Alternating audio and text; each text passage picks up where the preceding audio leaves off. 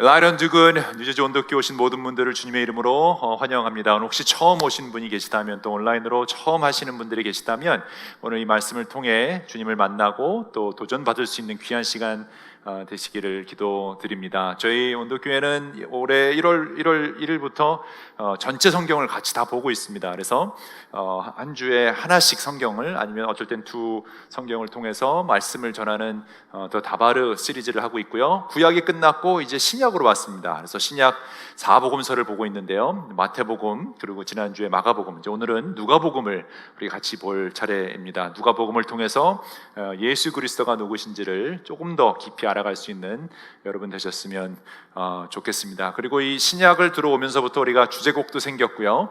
그리고 신약의 중심이 증인이 되는 겁니다. 우리가 예수 그리스도를 믿는다는 것은 예수님의 증인으로 살아가는 것인데, 그래서 저희 리더들한테 간증을 하라라고 이제 시켰습니다. 그래서 지금 두 번의 간증이 있었고요. 오늘은 특별히 설교와 연결이 돼서 초반에 하지 않고 설교 끝날 때 아주 멋진 우리 형제님 한 분이 계신데, 설교와 잘 연결되는 우리 강혁 형제가 나와서 또 귀한 간증 나눠주도록 하겠습니다.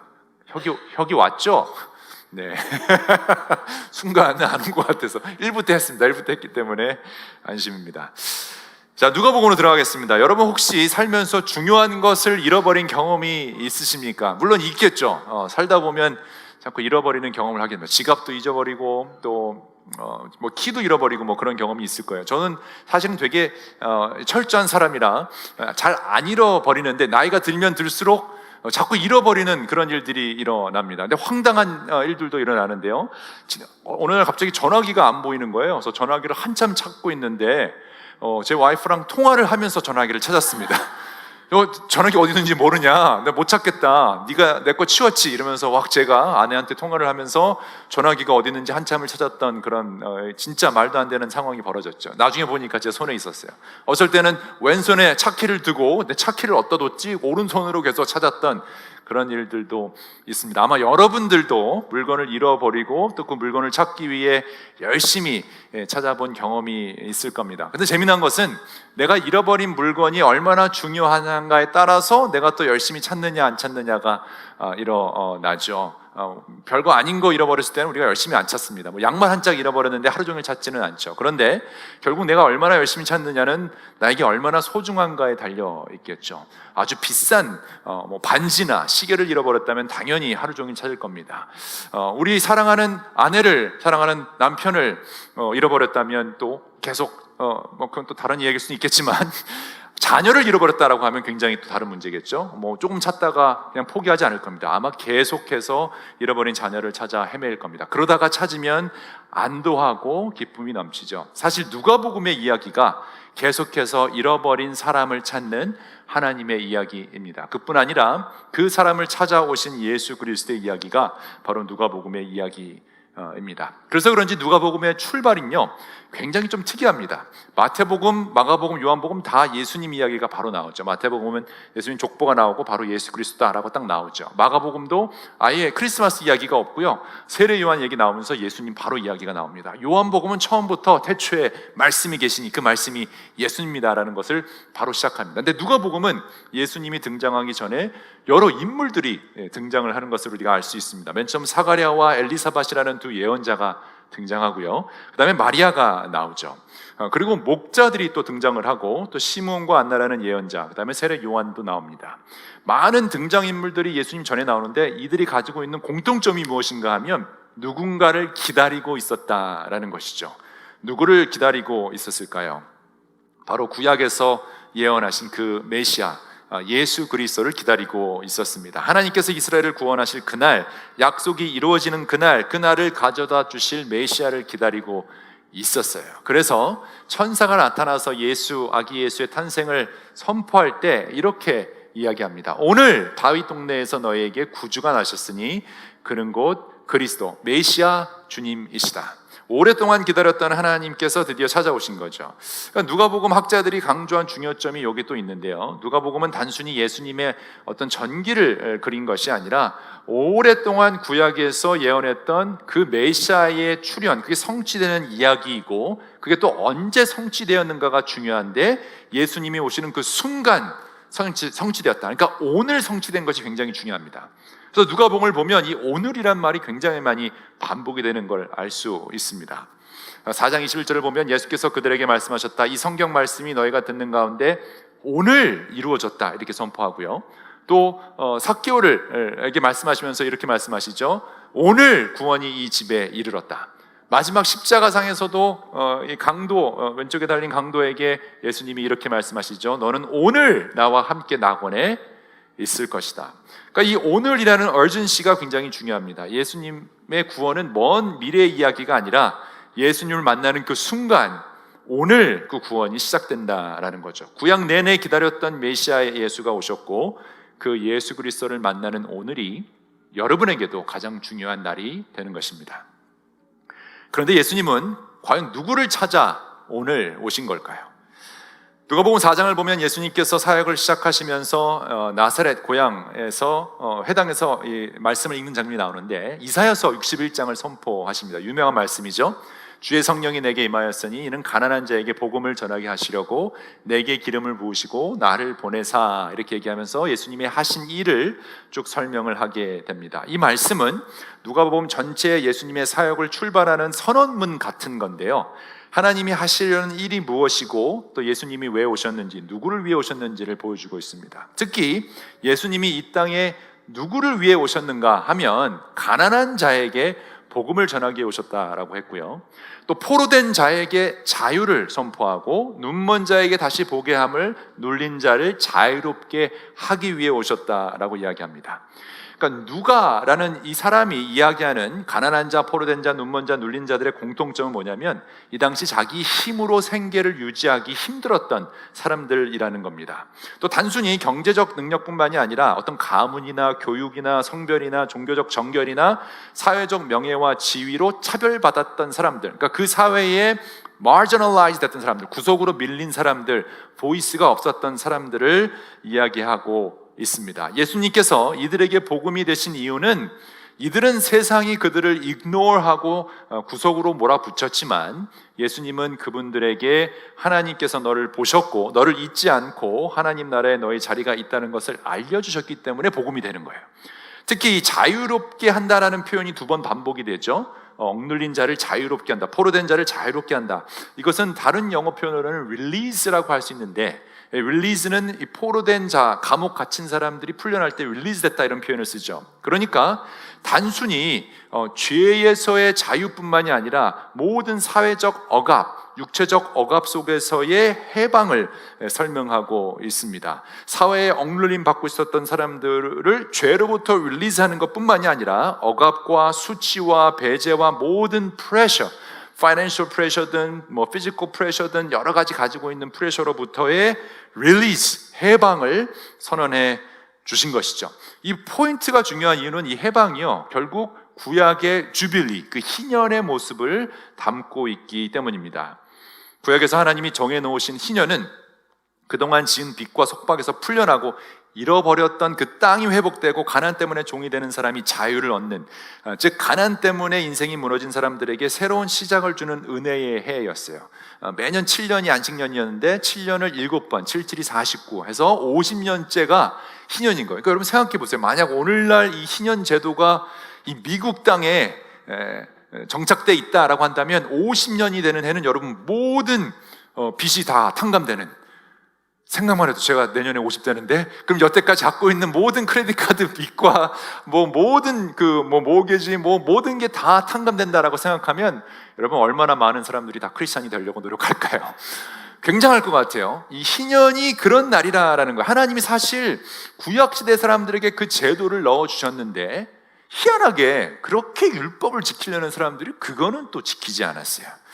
그러니까 가난하거나 억눌린 사람들에게 예수의 복음이란 내 가난이 내 인생의 마지막 단어가 아니다라는 선포예요. 너의 빚이 마지막이 아니라는 거예요. 너의 실패가, 너의 과거가 마지막이 아니다 하나님의 은혜의 해가 시작됐다라는 선포입니다. 정리를 하자면 이 가난한 사람들에게 복음이란 세상은 너를 잊어버렸을지 모르지만 하나님은 잊지 않았다라는 선포이죠. 하나님 나라에 your place, 너의 자리도 있다라는 것이죠. 왜냐하면 이 땅은 계속 잘 살지 못하면, 열심히 하지 못하면, 성공하지 못하면 그 자리를 내어주지 않기 때문이죠. 유명하거나 높은 위치에 있지 않으면 그 자리를 내어주지 않아요. 아무도 우리를 알아봐 주지 않잖아요. 제가 지난주에도 LA 컨퍼런스 가느냐고 공항에 갔는데 아무도 저를 못 알아봐요.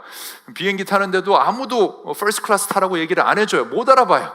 그런데 그런 marginalized 된 사람들에게 하나님이 I have place for you, 하나님 나라가 너에게 왔다라는 것을 선언한다라는 거죠. 그러니까 여러분, 이 복음이라는 게 조금만 참으면 형편이 나아진다, 아니면 죽으면 천국 간다라는 게 복음이 아니고, 하나님이 너를 보셨고 너를 기억하시고 찾아오셔서 하나님 나라 지금 너의 앞에 있다라는 것을 선언한 거예요. 그러니까 사람들에게는 forgotten 돼 있지만 하나님에게는 found 되었다라는 것이 우리 믿는 자들의 기본 고백입니다. 그래서 어쩌면 누가복음 전체를 한 문장으로 정리하라면 이거일 수도 있을 것 같아요. 세상은 당신을 지나칠 수 있지만 하나님은 당신을 찾아오셨습니다.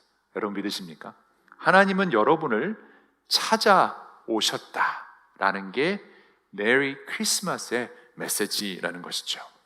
그래서 누가복음을 읽다 보면요, 예수님은 세상과 종교 지도자들이 지나친 사람들만 또 찾아가신 것을 알 수 있어요. 당시 반역자라고 여겨졌던 세리를 찾아가시죠. 도저히 같이 있을 수 없었던 죄인들을 찾아가십니다. 창렬하고 손가락질 받았던 여인, 병에 지친 환자들, 이방인 중에서도 가장 더럽다고 여겨졌던 사마리아인을 가까이 하시죠. 또한 당시 사람으로 여겨지지 않았던 여성들을 예수님의 제자가 되어 동행하게 하시고요, 심지어는 십자가에 달려 죽어가는 그 죄수까지도 오늘 너는 나와 낙원에 있을 것이다 초대하십니다. 왜 누가는 이런 사람들의 이야기를 그렇게 많이 기록해 두었을까요? 그 이유는 분명 2000년이 지난 오늘날 우리가 예수를 믿는 사람들이라고 하는 사람들이 모여서 이 이야기를 들어야 하기 때문입니다. 분명히 보여주고 싶은 것이 있었습니다. 그것은 하나님의 이 어메이징한 은혜는 우리가 만들어 놓은 모든 경계를 넘어간다라는 것을 보여주고 싶었습니다. 사람들은 가까이 가면 안 된다라는 레이블을 해놓지만 예수님은 손을 내미시죠. 왜냐하면 하나님 나라는 모든 가치를 뒤집어 엎는 놀라운 역전의 연속이기 때문이죠. 우리가 생각하는 성공, 명예, 행복, 평화는 하나님 나라의 기준과 너무 다를 수 있다는 거예요. 그래서 누가복음에는 계속 이런 이야기가 반복이 돼요. 종교인들은 제사장과 레위인을 존경했지만 예수님의 비유에서 이웃이 된 사람은 강도 만난 사람을 도와준 선한 사마리아인이었어요. 천국의 리버설이 일어난 거죠. 사람들은 바리새인이 세리보다 의롭다라고 생각했지만 성전에서 의롭다 하심을 받고 내려간 사람은 가슴을 치며 기도했던 세리였죠. 사람들은 부자를 하나님의 복 받은 사람, 저 사람은 믿음이 좋아서 하나님이 복을 내려주는가 보다 라고 했지만 부자와 나사로의 비유에서는 전혀 다른 결말이 나타나죠. 사람들은 탕자는 이미 다 끝나버렸다라고 생각할지 모르지만 아버지는 그에게 달려가서 품어주시는 놀라운 역사가 자꾸 일어납니다. 이게 하나님 나라라는 거죠. 하나님 은혜는 우리가 만들어 놓은 그 경계를 뛰어넘어갑니다. 그래서 누가복음의 예수님은요, 사람들이 보고 있는 것만 보지 않고 하나님 나라의 기준을 가지고 사람들을 보셨다라는 것입니다. 그래서 계속 찾으시는 하나님이 주제가 돼요. 이 찾는 하나님, 또 찾은 다음에 기뻐하는 하나님이 가장 강력하게 또 확실하게 드러난 곳이 누가복음 15장 말씀입니다. 누가복음 15장 보면 여러분 잘 아는 이야기들이 나와요. 잃어버린 한 마리의 양, 99마리를 두고 한 마리를 찾아가는 이 스토리가 나오고요. 또 한 동전을 찾는 여인의 이야기가 나오고, 그다음에 잃어버린 아들을 찾는 아버지의 얘기가 나오죠. 근데 이 세 가지의 잃어버린 것을 찾는 비유를 주신 이유가 있는데, 그 이유는 이 바리새인들과 종교 지도자들이 예수님을 자꾸 뒤에서 비방했기 때문이에요. 그래서 그 15장 출발이 이렇게 돼 있습니다. 세리들과 죄인들이 모두 예수님의 말씀을 들으려고 그에게 가까이 몰려들었다. 바리새파 사람들과 율법학자들은 투덜거리며 말했다. 왜냐하면 세리와 죄인, 이 도저히 랍비랑 같이 있을 수 없는 이 불경한 사람들인데 예수님께 가까이 오니까 그 사람들이 생각한 거죠. 이 사람이 예수가 진짜 랍비라면 이 죄인들을 알아보고 가까이 하지 말아야 할 텐데, 근데 왜 가까이 하냐? 그러니까 이 사람은 뭐가 잘못됐다라고 투덜거리는 거죠. 이 사람이 죄인들을 맞아들이고 그들과 함께 음식을 먹는구나. 그래서 예수께서는 그들에게 이 비유를 말씀하셨다. 그러니까 이거에 대한 반응으로 비유를 주셨는데, 그 비유가 잃어버린 양, 잃어버린 드라크마, 잃어버린 아들의 이야기입니다. 재미난 것은 수학 문제를 드리겠습니다. 잃어버린 양은 몇 퍼센트를 잃어버렸던 걸까요? 1%. 정확히 맞추셨습니다. 이거 선물, 수련회 때 또 선물 연관돼서 줄 수 있나요? 두 번째, 동전은 10개 동전 중에 하나를 잃어버렸으니까 몇 퍼센트죠? 10%. 네, 뭐 틀린다고 지옥 가지 않으니까 여러분 그냥 말을 하셔도 돼요. 그러니까 1% 잃어버린 거를 찾으러 가셔서 찾았을 때 기뻐하셨고, 또 10% 잃어버린 걸 찾았을 때 기뻐하셨고, 나머지 마지막 이 아들, 잃어버린 아들은 몇 퍼센트를 잃어버린 거죠? 50%. 근데 여러분 가만히 들여다보면 둘째 아들이 도망갔다가 뭐 돌아왔을 때 아버지가 가서 받아들이지만, 사실 그때 또 나가 있었던 아들이 있었죠. 첫째 아들도 나가서 화를 내고 안 들어오죠. 그러니까 사실 맨 마지막은 100% 잃어버렸어요. 근데 놀라운 건 뭐냐면 1%를 잃어버렸던, 10%를 잃어버렸던, 100%를 잃어버렸던 그 포인트는 똑같습니다. 잃어버린 것을 찾고 기뻐하는 하나님이 포인트라는 거예요. 그러니까 이거에 대해서, 이 비유에 대해서 우리가 돌아온 탕자처럼 회개하고 돌아와야겠다, 물론 그것도 배울 수 있는 메시지지만, 여기에 포인트는 하나님은 잃어버린 그것을 찾아다니신다. 그게 1%든 10%든 50%든 100%든, 그리고 찾았을 때 하나님이 기뻐하신다라는 것이 핵심 포인트입니다. 하나님은 잃어버린 것을 찾는 분이시다라는 겁니다. 그래서 포인트는 하나님은 여러분을 계속 찾고 있다라는 것을 우리가 알아야 할 것이죠. 근데 우리는 종종 이 기독교 신앙을 이렇게 생각합니다. 내가 어느 정도 준비되면 내가 더 열심히 신앙생활을 하겠습니다. 내가 어느 정도 준비되면, 애들 좀 더 키우면, 뭐 집이 생기면, 직장이 좀 안정이 되고 커리어를 쌓으면 내가 하나님을 찾아가겠습니다라고 이야기하는데, 누가복음은 그 순서를 완전히 바꿨어요. 하나님께서 먼저 찾아오셨다라는 거예요. 그걸 고백하는 사람들이 그리스도인들입니다. 근데 언제 찾아오시느냐? 가장 엉망일 때 찾아오십니다. 길을 잃고 헤맬 때 찾아오시고요, 그리고 우리를 집으로 데려가시는 분이 하나님이라는 거죠. 그리고 다시 찾은 우리 때문에 온 천국이 기뻐한다라는 것이 핵심 내용입니다. 그러니까 여러분 생각해 보십시오. 여러분이 뭘 잘해서 기뻐하는 게 아니라, 성공해서 어떤 성취가 있어서 하나님이 기뻐하시는 게 아니라, 그냥 잃어버렸던 것을 찾았기 때문에 기뻐한다면, 우리가 동전도 잃어버린 걸 찾았을 때 동전이 더럽다고 해서 뭐라고 하지 않죠. 더러워도 다시 찾으면 똑같이 가치가 있기 때문에 기뻐하는 것처럼, 하나님은 그냥 여러분을 찾은 거에 대해서 기뻐하시고 잔치를 벌리시는 분이라면, 과연 우리는 왜 별거 아닌 걸로 슬퍼하고 별거 아닌 걸로 짜증을 내고 왜 이렇게 다투며 살아가고 있을까요? 하나님이 여러분을 기뻐하십니다. 하나님이 나를 기뻐하십니다. 내가 뭘 잘해서가 아니라 나를 다시 찾으셨기 때문입니다. 근데 신기한 것은요, 예수님은 가난하고 소외되고 아픈 사람만 찾아가신 것은 또 아닌 것 같다라는 거예요. 아버지의 집에 들어오지 못한 모든 사람을 향해 찾아 나서시는데, 마지막 돌아온 탕자의 비유에서도 보면 거지가 돼서 돌아온 정말 아무것도 없는 그 둘째 아들을 찾으시고 또 받아주신 것 포함해서 첫째 아들을, 모든 것을 가지고 있었던 그 아들에게도 찾아가시죠. 그래서 어찌 보면 누가복음 내내 가난하고 병들고 약한 사람을 찾으시다가 마지막 부분에서, 이 19장에서는 또 굉장히 특이한 내용이 나오는데, 세리장이었으며 부자였던 삭개오를 찾은 이유도 여기에 있습니다. 예수님에게 잃어버린 한 마리의 양은 은행 잔고로 결정되는 것이 아니라 죽을 위협에 빠져 있는 그 사람을, 모든 사람을 의미합니다. 그래서 이 삭개오 이야기가 굉장히 재미있는데, 하나님은 그 사람들을 사용해서 그 사람들도 구원하시지만 그 사람들을 통해 가난한 사람을 돕는다라는 이야기가 19장에 나옵니다. 삭개오는 세리장이었습니다. 로마 세금을 걷어서 자기 민족으로부터 걷어서 로마 황제에게 갖다 바치는 그 일을 하고 있었는데, 자기 마음대로 피를 붙일 수가 있었어요. 그러니까 뭐 예를 들어서 10%를 세금을 걷어야 된다 그러면 20%를 걷어서 10% 내가 먹고 10% 주는 겁니다. 근데 거기서 더 뭐 30%, 40%까지 내 마음대로 할 수 있었던 사람이 이제 세리장이었죠. 그러니까 얼마나 사람들이 미워했을까요? 가뜩이나 텍스를 많이 내서 힘들어 죽겠는데 동족의 돈을 뜯어먹는 사람이었습니다. 모든 사람이 싫어했어요. 모든 사람이 이 사람이야말로 하나님께 가까이 갈 수 없다라고 생각했습니다. 그런데 예수님이 여리고를 지나가다가 갑자기 그 나무 아래에 멈추는 사건이 일어나죠. 삭개오가 예수님이 온다는 얘기를 듣고 예수님이 보고 싶었다라고 합니다.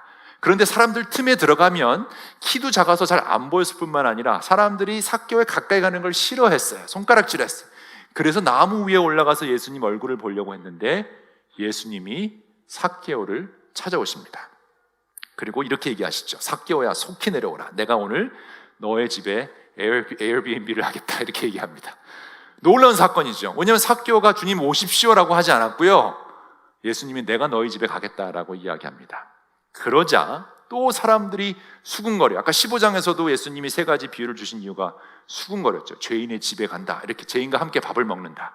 똑같이 수군거립니다.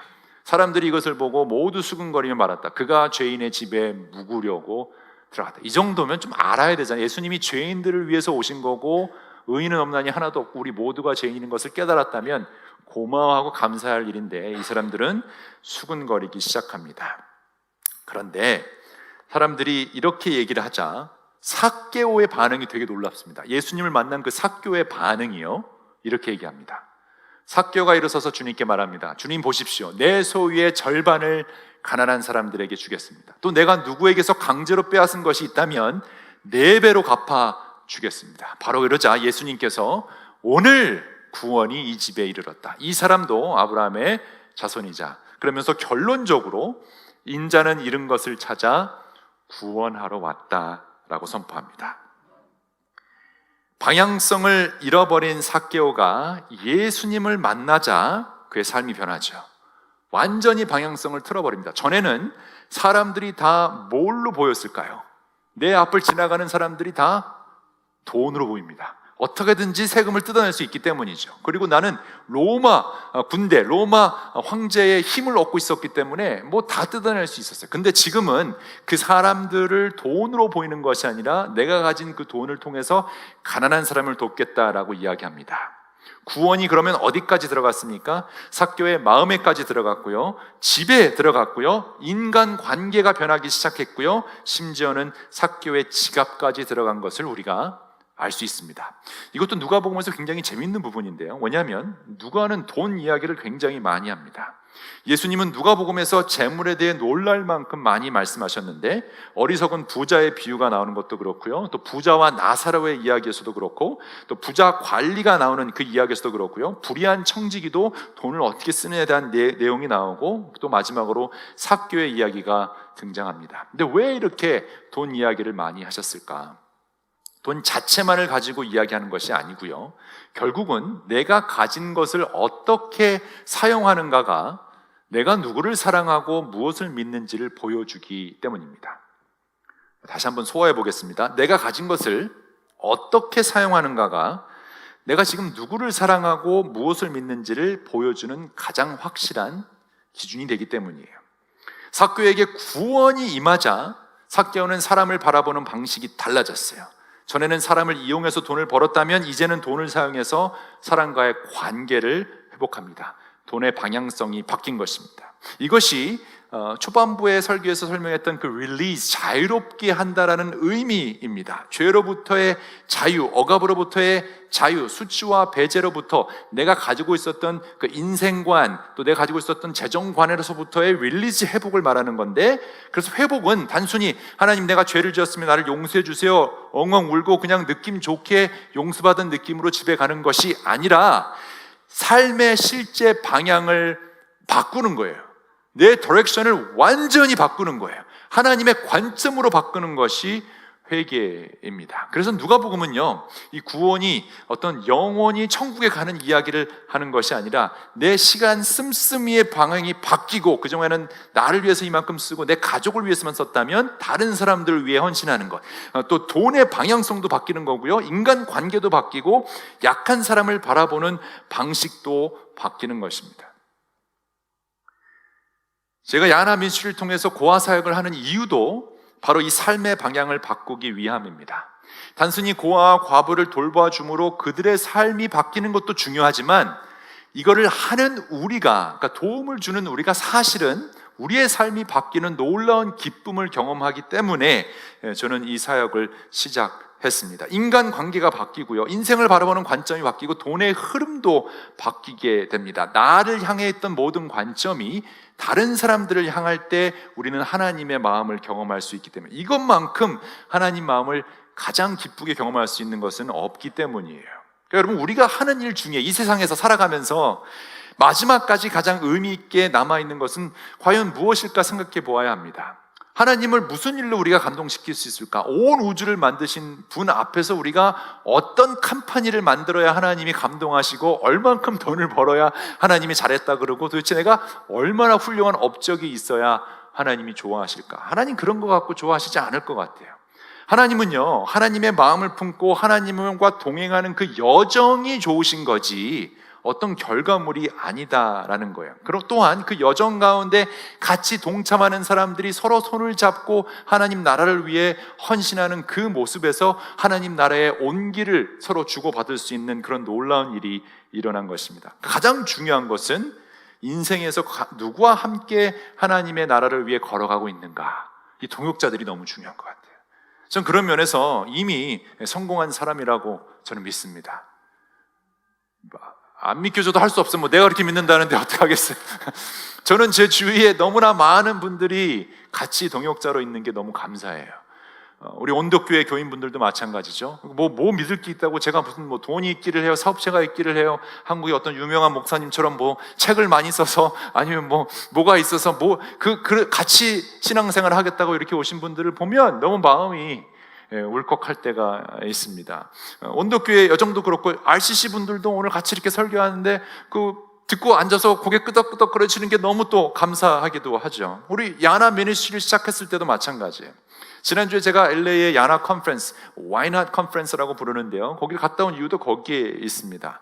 고아와 과부를 돕는 일, 단순히 그것뿐만이 아니라 그 마음이 맞는 분들이 같이 모여서 함께 시간을 보내는 시간이었는데요, 처음으로 야나가 전 세계에 있는 야나 리더들도 이사님들이 한 번도 그렇게 모인 적이 없는데 한번 해보자라고 해서 모이게 됐습니다. 그것도 우리가 돈이 많아서가 아니라 LA에서 후원하는 어떤 그 회사가 있는데 거기서 장소를 제공해주고 먹을 걸 제공해줄 테니까 한번 하자라고 해서 우리가 그렇게 할 수 있습니다. 여러분 잘 아시다시피 그 야나의 시작은 유아나론 이 메시지를 전하기 위함이었어요. 제가 13살 때 이민 왔는데, 이민 와서 느낀 게 뭐냐면, 내가 왜 한국에서 태어나서 13살에 미국에 와서 영어를 할 수 있게 하시고 왜 하나님이 이런 삶을 허락하셨을까? 분명히 한국에 무슨 일을 하기 위함이다, 빚진 마음이 있었어요. 그러다가 시다교에서 가장 많이 하나님 주신 말씀이 고아와 과부와 사회적 약자를 도우라는 말씀이었어요.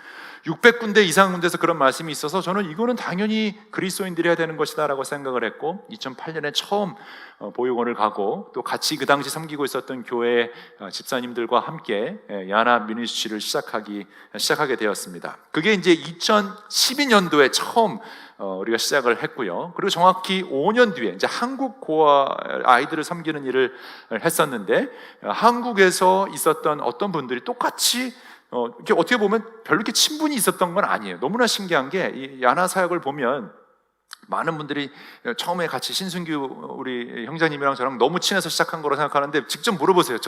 저분은 저 알지도 못했고 어느 날 갑자기 이렇게 설교 듣다가 나도 하나님 나라를 위한 일을 하고 싶다라고 해서 이제 만나서 얘기하다가 이게 하나님이 꼽혀 주신 거거든요. 똑같이 야나 코리아도 그날 설교 들어오신 어느 분이 전혀 몰랐던 분이에요. 한국의 병원장이셨는데 자기가 한국 돌아가면 이런 사역을 하고 싶다라고 해서 그러면 하세요 이렇게 해서 시작된 게 야나 코리아였고요. 그리고 야나 코리아가 민간인 법인 단체로 있다가 이제 5년 뒤에 2022년도에는 이제 탤런트 그 배우 신혜라님을 만나면서 갑자기 사단법인 야나로 이제 커지고 아예 이 활동을 이제 하게 됐습니다. 그러니까 한국이 또 너무 사실은 이 사역을 잘하기 시작해서 저한테 하나님이 어떤 마음을 주셨는가 하면, 이제 우리는 세계에 있는 고아를 돌봐야겠다, 한국은 한국에 맡기고 우리는 이제 나가자라는 마음을 2024년도에 제가 전에 있던 교회에 나오면서 주셨고, 그때 전쟁 고아와 무슬람 나라의 국가를 가서 그 일을 하면 좋겠다는 마음을 주셔서 제가 우크라이나에 2025년도에 시작을 했고요. 그 다음에 인도네시아 야나 우크라이나도 2025년에 시작하게 되었습니다. 그리고 2025년에 또 어떤 어메이징한 일이 시작됐죠? 온도교회가 시작했잖아요. 온도교회가 시작이 돼서 우리 온도교회 와 있는 거 맞죠? 제가 하도 왔다 갔다 RCC 했다가 헷갈리면 안 되니까. 온도교회가 2025년 4월에 시작이 됐잖아요. 그때 같이 또 시작한 게 인도네시아 블리스버거라는 사회적 기업의 선교사님을 파송한 정성주 선교사님 지지난주에 오셨었잖아요. 그 사역을 또한 시작하고 2025년 우리가 선교팀이 가서 이때 축하 예배를 같이 드렸던 그런 장면입니다. 사회적 기업을 통해서 우리가 스테이 투게더라는 단체도 또 만들었고요. 또 이용민 목사님이 강동구청점에서 하고 있는 일이 그 일이고, 인도네시아에서도 이 일이 시작됐습니다. 이 모든 일에 관련된 분들이 모여서 함께 셀러브레이트하고 또 서로 어떤 일이 있는지를 나눴던 시간이 이제 지난주 LA에 있었던 시간이고요. 또 놀라운 것은 이제 저희가 야나 미니스트리에서 야나 인터내셔널로 이제 거듭나는 그 단계에 와 있습니다. 그리고 전 세계 모든 컨티넨트에 하나씩 있으면 좋겠다, 또 이런 마음을 주셔서 저희가 동남아에 인도네시아 있고 유럽에 우크라이나 있고, 그러면 아프리카하고 남미에는 어디를 할까라고 기도하는 중에 이디오피아랑 또 연결이 돼서 이제 이디오피아와 또 콜롬비아, 남미에는 콜롬비아 연결돼서 이렇게 하려고 또 준비를 하고 있었어요. 놀라운 건 뭐냐면 예전에 한국도 그렇고 뭐 우크라이나도 그렇고 이제 이렇게 로고부터 만들어 놓고 비전을 막 선포했는데 거기에 맞는 분들이 오시기 시작했다라는 거예요. 이번에도 갔는데 야나 콜롬비아를 얘기하고 있는데 생전 처음 보는 커플이 와서 이야기를 하다가 한참 이야기를 하는데 야나에 관심 있고 뭐 고아 사역에 관심 있고 이런 쭉 얘기를 했어요. 그러더니 갑자기 그 남자분이 백인분처럼 생겼어요. 그런데 영어를 하는 거 보니까 약간 액센트가 있어서 어디서 왔냐라고 했더니 콜롬비아 분인 거예요. 그래서 그분들이 자기는 콜롬비아에서 하면 자기네들이 하고 싶다 이렇게 얘기해서 벌써 아무 준비가 안 돼 있는데 하나님이 사람을 보내주셨다라는 거죠. 이렇게 하나님 나라를 위해 같이 갈 때 보내주는 사람들을 만나는 게 얼마나 신기하고 얼마나 선한 일인지를 여러분 알고 계셔야 합니다. 물론 잘 알고 있어요. 여러분들이 저한테 뒤에서 황 목사님 일 버리기 좋아해서 또 일 버리고 다니는구나 이러고 뭐라 그럴 수 있는데, 여러분 예수님도요 이렇게 말씀하셨어요. 요한복음 5장 17절에 내 아버지께서 이제까지 일하시니 나도 일한다라고 얘기했어요. 여러분 우리는 일하다가 죽어야 되는 사람들이지 그냥 녹슬어서 사라지는 사람이 절대 아니잖아요. 저는 제 꿈이, 그때 정경택 장로님이 저한테 그런 도전을 하셨던 것 같아요. 정호정 대표님이랑 같이 식사를 하면서 얘기를 하는데 그냥 이렇게 자기는 누워서 죽고 싶지 않다는 거예요. 열심히 선교 다니다가 열심히 일하다가 객사하거나 과로사로 죽는 게 좋겠다는 이런 얘기를 하는 거예요. 그래서 저를 보더니 목사님은 객사할 그런 상이라고 이게 축복인지 저주인지 여러분 우리가 한 인생 살아갈 때 70년 80년 기르면 90년 열심히 하나님 주신 그 탤런트를 사용해서 살다가 죽어야 하지 않을까요? 아멘 하신 분들 하나님 분명히 들으셨을 겁니다. 저는 정말 모르겠어요. 그렇게 돌아가시는 분을 폄하하거나 절대 그런 건 아닌데, 저는 열심히 내 일을 하다가 70, 80, 90이 돼서 정말 객사하거나 과로사 하는 게 저는 제 바람입니다. 왜냐하면 그렇게 달아 없어지는 삶을 사는 게 하나님이 주신 나의 이 인생, 삶, 나의 탤런트를 마음껏 쓰고 돌아가는 것이라고 생각하기 때문이에요. 물론 이거는 모든 여러분들이 다 콜롬비아나 이디오피아, 우크라이나로 가서 선교사 되라는 얘기가 아니에요. 여러분의 살고 있는 그 삶의 터전에서 충분히 이런 일들을 할 수 있죠. 잃어버린 한 사람을 위해 찾아 나설 수 있고, 그 사람들을 위해 밥을 사줄 수 있고, 기도해 줄 수 있고, 품어줄 수 있는 이 모든 일들을 우리가 해야 한다라는 거예요. Why not do good together? 그래서 컨퍼런스 이름도 Why not이에요. Why not? Why can't we do this together? Why not? 근데 어떤 분들은요, 이게 라이트 온 두 굿이니까 라이트 온이 돼야 두 굿을 할 수 있지 않냐? 맞아요. 라이트 온이 먼저 돼야 두 굿을 할 수 있어요. 근데 신기한 게 뭐냐면 그 라이트 온은 언제 되냐면 예수님을 만나는 순간 라이트 온이 돼요. 성경 어디를 봐도 성경 공부하고 훈련받고 뭐 이러고 하다가 된 사람들이 예수님을 만나는 순간 모든 일이 벌어졌어요. 삭개오가요, 여러분 성경 공부했을까요? 성경 공부 안 했어요. 삭개오가 북클럽 했을까요? 북클럽 근데 재밌으니까 하셔야 돼요. 북클럽은 재밌는데 성경 공부도 재밌어요. 근데 그런 걸 훈련을 통해서 그런 일을 한 게 아니라 예수님 만나는 순간 내 재산의 반을 가난한 자들에 나눠주겠다 바로 선언했잖아요. 그러니까 여러분 우리는 예수님을 만나는 순간 We're born ready. 훈련을 받아서 준비된 것이 아니라 여러분은 선한 일을 할 수 있게끔 지금부터 예수님을 만난 분들이라면 준비되어 있다. 예수님을 안 만난 분들은 또 얘기가 다르죠. 예수님 안 만난 분들은 이 예배 시간을 통해서, 우리 기도 시간을 통해 성경 공부를 통해서 예수님 만나야 돼요. 그게 제일 중요하죠. 그런데 예수님을 인격적으로 만난 사람들이라면 right away we can do something amazing with God. 사랑하는 여러분, 이 일을 하기 위해서는 그래서 우리가 성령님이 필요합니다. 그래서 누가복음의 마지막은요, 이렇게 예수님이 제자들에게 얘기합니다. 그의 이름으로 죄사함을 받게 하는 회개가 모든 민족에게 전파될 것인데 예루살렘부터 시작해서 이 일의 증인이 될 것이다. 보아라, 나는 내 아버지께서 약속하신 것을 너희에게 보낸다라고 하고, 누가복음만 쓴 것이 아니라 사도행전도 썼는데 사도행전 1장에 그래서 예수님이 하신 이 약속을 기록해 놉니다. 성령이 너에게 임하시면 너희가 권능을 받고 예루살렘과 온 유대와 사마리아와 땅끝까지 이르러 내 증인이 되리라. 아기가 우는 걸 봐서 이제 끝내라는 소식 같은데 그래서 누가복음은요, 이렇게 흐름이 있습니다. Lost, found, sent. 찾은 받은 사람은 찾는 사람이 되어야 합니다. Lost, found, sent. 내가 lost 됐다가 예수님이 나를 found 됐다면 그 다음은 우리는 보내지는 사람이 되어야 돼요. 이 보낸다라는 것은 여러분 이디오피아, 콜롬비아로 가라는 얘기는 아니에요. Although RCC 예배 끝난 다음에 똑같은 설교를 제가 영어로 하거든요. 어떤 분이 자기 콜롬비아에 아는 사람이 있는데 연결해 주겠다. 자기는 안 가고 연결만 해주겠다고 하는데 그것도 괜찮아요. 그리고 어떤 청년은, 대학생은 저한테 와서 자기가 대학생인데 지금 가면 가족과 이건 어떻게 되는 거냐 또 질문을 하더라고요. 그래서 아주 좋은 질문이라고 제가 격려해주고 기도해 줬는데, 여러분 우리는 lost, found and sent, 우리의 가야 할 그 자리로 보내심을 받아야 할 것입니다. 말씀 마치겠습니다. 오늘 말씀 누가복음은 겨우 우리가 예수님을 찾은 이야기가 아니라 하나님이 우리를 찾아오셔서 우리가 이제 예수님의 증인이 되는 그 사건을 이야기하고 있습니다. 잃어버린 여러분을 찾아오셨어요. 잃어버린 한 마리의 양을 찾아오셨고, 그 양이 이제는 다른 잃어버린 한 마리의 양을 찾아 보내는 과정을 그리고 있습니다. 교회는 잃어버린 사람들을 향해 손가락질하는 것이 아니라 잃어버린 사람들을 찾아 나서는 예수님의 그 일을 계속하는 사람들입니다. 그래서 이 lost, found, sent를 이해하는 사람들은 결국 천국 수색팀에 들어가는 거죠. Heavenly Search Committee. 우리는 수색팀이에요. 찾아 나서야 돼요. 잃어버린 그 한 마리를 찾아 나서야 돼요. 그게 여러분 입양일 수 있고요, 삼촌과 고모가 돼주는 일이 될 수가 있고요, 아니면 잃어버린 그 친구나 또 교회의 멤버들이나 아니면 가족들도 될 수 있어요. 그러니까 내 주위에서 잃어버린 그 사람들을 향해 손을 내밀고 품어주고 예수의 이름으로 밥이라도 물이라도 한 잔 준 그 사람은 절대 천국에서 상금을 잃지 않을 것이다 약속하셨어요. 그 일을 우리가 해봅시다. 그리고 제 꿈은 우리 교인들이 다 같이 저랑 그런 일을 하다가 그 다음에 선교지로 나가는 거예요. 선교지 가서 같이 이런 일 하는 거예요. 여러분 그냥 목사로서 교회 만들고 이런 사역하는 게 아니라 여러분 잘하는 지금 필드에 있잖아요. 저는 우리 교회가 비즈니스 잘하는 사람들이 모인 그런 필드가 됐으면 좋겠어요. 그래서 여러분이 갖고 있는 탤런트를 가지고 거기에 나가서 그대로 사용하시면 돼요.